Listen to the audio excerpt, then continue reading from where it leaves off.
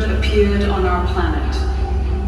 A group of fully feathered theropods, dromaeosaurids, microraptors, and velociraptors.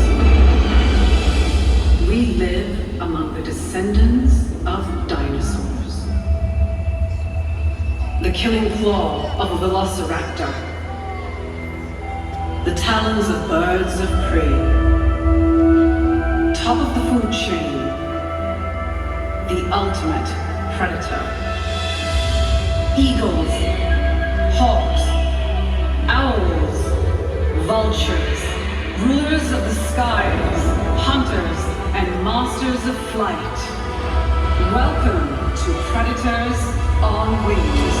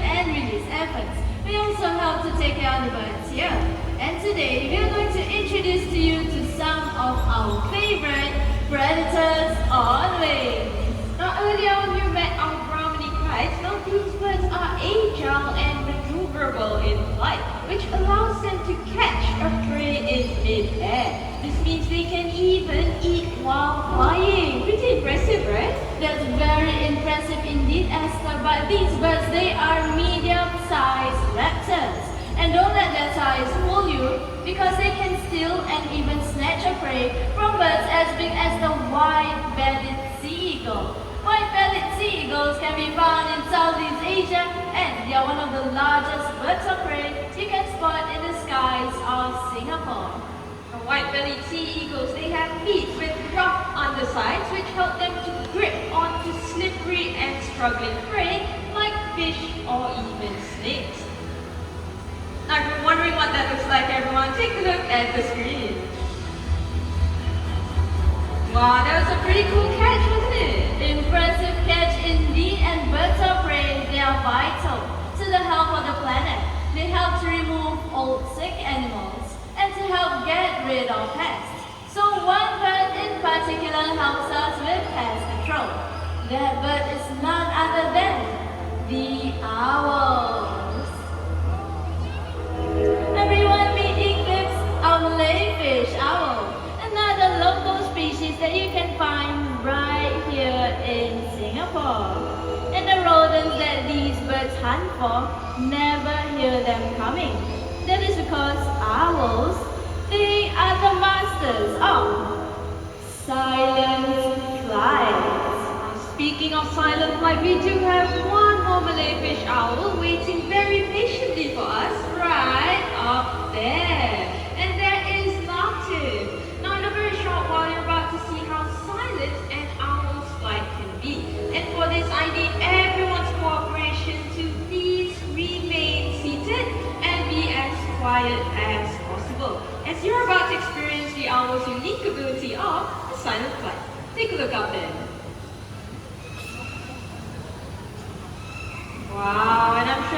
y'all heard anything at all apart from himself?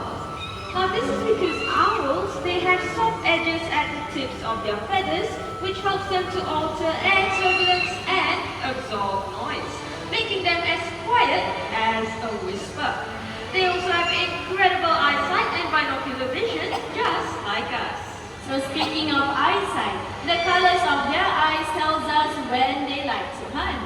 So owls with yellow color eyes like Latte and Eclipse, they hunt during the day. Owls with orange eyes, they hunt during sunrise and sunset. So what about owls with dark black eyes? Well, they like to hunt during the night. Now we all know that owls are able to turn their heads all the way to the back, right? So I do have a question for all of you. But before that, have a look at the video on the screen.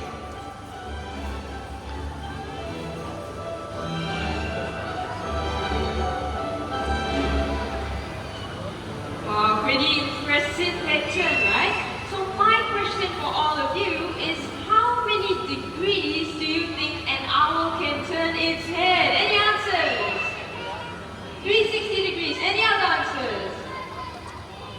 Oh, I heard a 270 over there. 270. Well, you know what? The correct answer is actually 270 degrees. Give yourself a round of applause. Well done.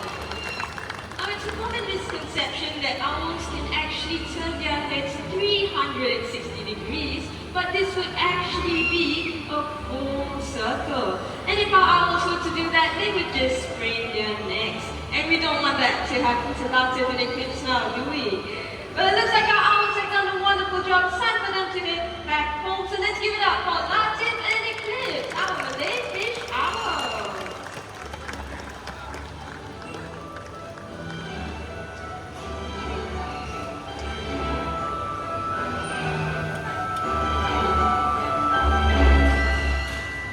Now you've met some of our favorite raptors from Southeast Asia. Now it's time to head west to the Americas to meet some more charismatic raptors. And first up is Susie, our American bald eagle. Wow, isn't she a beauty? And Susie here is one of the veterans of our presentation, and she has been with us for over 27 years, making her a much-loved member of the Mandai family. So in zoos and bird parks just like this one, animals tend to live a lot longer than they would in the wild. So that means after working for so many years, our animals get to retire. Now up here on the screen we have our raptor retirement aviary where our retired birds stay. Retired birds, they need the right environment, healthy food and even medical care. And speaking of medical care, if you all take a look at the screen once more, you can see that Dina is giving Susie eye drops to help lower the cataract on her left eye. And up next we have Ethan, our senior Brahmini kite and a former star at the Old Jurong Bird Park. Now Ethan here, he has to be hand-fed because he is partially blind. But Namira, did you know that retirees also love to stay active and stimulated? And that is why Susie's out here to say hello to all of you. Well, that's right, Esther, and it looks like it's time for Susie to head back home. So everyone, let's give it up for Susie, our American bald eagle. Thank you. Right now you've seen some pretty impressive white movers, but did you know that some raptors prefer to take a stroll on the forest ground instead? Now our next raptor might look like a falcon with sharp beak and talons, but they often behave like vultures, feeding on carrion. So from Central and South America, let's welcome Raul, our southern crested caracara. Hello there, Mr. Raul. Now this is an unusual bird of prey. He uses his long legs and flat claws to walk and forage on the forest ground skillfully. Right now he's very busy turning over all the rocks and root chips in search for the trees that I have hidden underneath. And in the wild, they will be looking for insects and worms. Alright, Raul, you have your last rock over here? Well, it looks like he likes to double check his routes just in case he misses any of his trees. And it looks like he got his last one. But what if the insects that they were looking for decides to fly off? Well, southern crested caracaras are able to do vertical flights into the air just like this. Namira, what was that? A flight? I'm sure Rahul can do much better than that. That was much of a hop. Okay, then you show us. Alright, ready, Mr. Rahul? 1, 2, 3, all the way up! There you go. Thank you very much, Mr. Rahul. It's time for you to head all the way back home. You know where home is. All the way back in? There you go. Once again, everyone, let's give it up for Rahul, our sun-breasted caracara. Now, I did mention that caracaras feed on carcasses. Well, our next bird of prey also does this, and those birds are vultures. Now, vultures, they are widely misunderstood birds. You know when you watch TV, these birds are often portrayed as evil, circling the skies with ominous music and an impending sense of doom. But we are here to tell you the real story. Well, vultures, they use columns of ants to fly and glide in search for carcasses, using their very strong sense of sight and smell. Vultures, they help to prevent the spread of contagious diseases. And with that, everyone, let's welcome our very first vulture, Zina, our turkey vulture.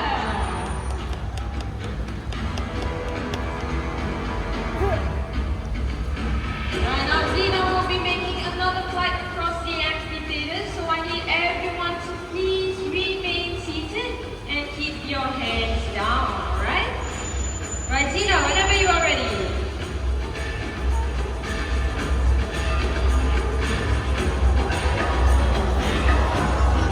There you go, and one more flight, Zina, please, all the way down stage.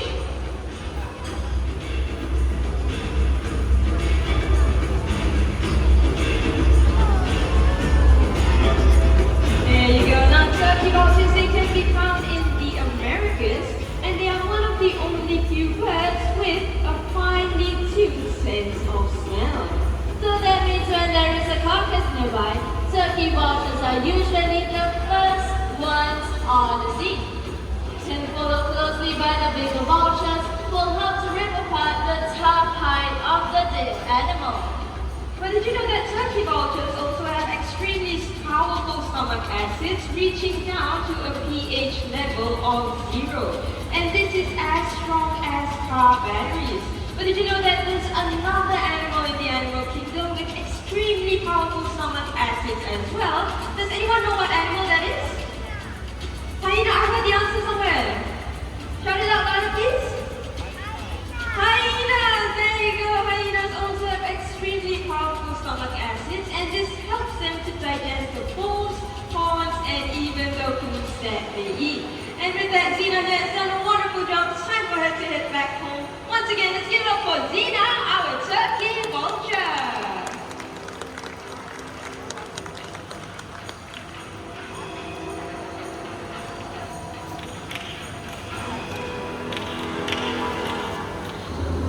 Our next scavenger is also from the Americas. In Mayan legend, these birds were believed to be the messengers between humans and gods, earning them the title king. Now, these birds are the only species of vultures with multicolored heads and light, bright, piercing eyes. Alright, and joining us on stage is our trainer, Dina. Everyone, let's say hi to Dina. Alright, and as you can see in her hand, she's holding on to a tool called a target stick. This tool is used by animal trainers to help us guide and direct the animals to the positions where we want them to be. And it looks like our trainer is all set and ready, Esther. And with that, everyone, let's welcome our magnificent King Vulture, Gonzalez. Wow, just take a look at that menacing presence and amazing flight down.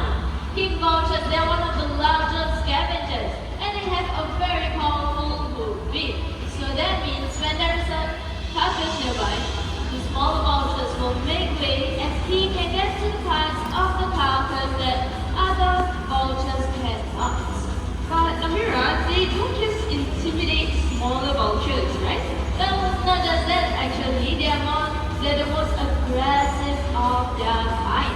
And up close, you can hear them hiss as they approach. So that is why we're letting our trainer work very closely with our pelvis. And with that, Vultures, you've done a wonderful job. It's time for the king to head all the way back to his kingdom. So once again, let's give it up for Vultures, our king vulture.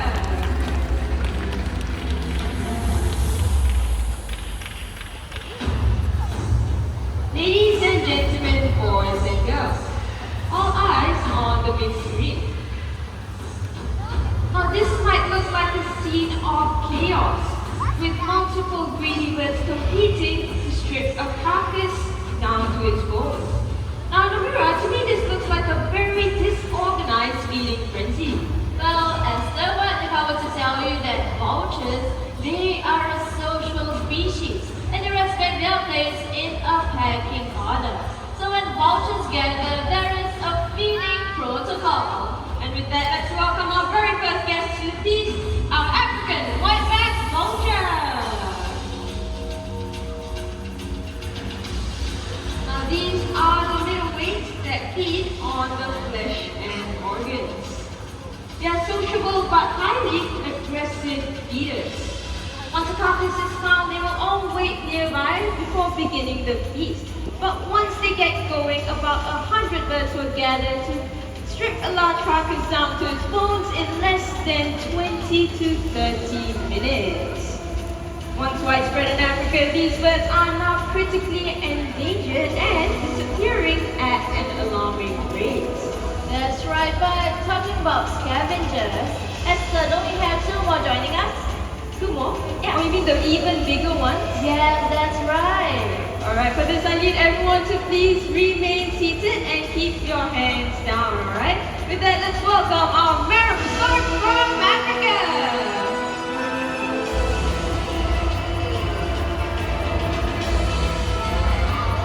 And one more right up there!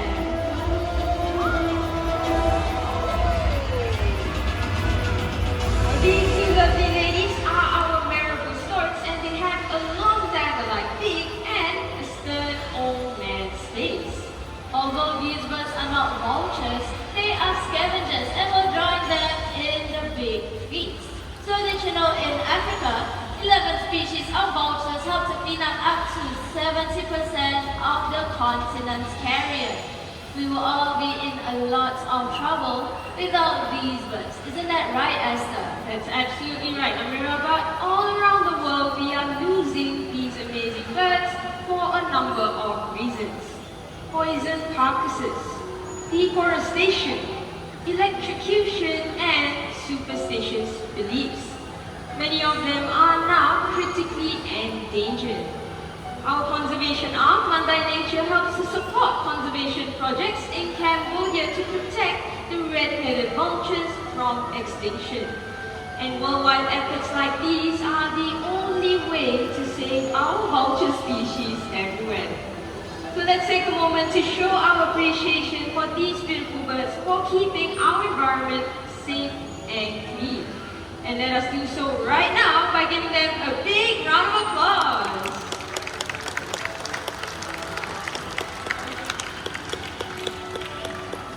So today you have met raptors and scavengers, these kings of the skies and the walkers of our earth. They are a part of our ecosystem, a part of our planet. So if we were to lose them, we will all be losing a part of our family. And having said that, let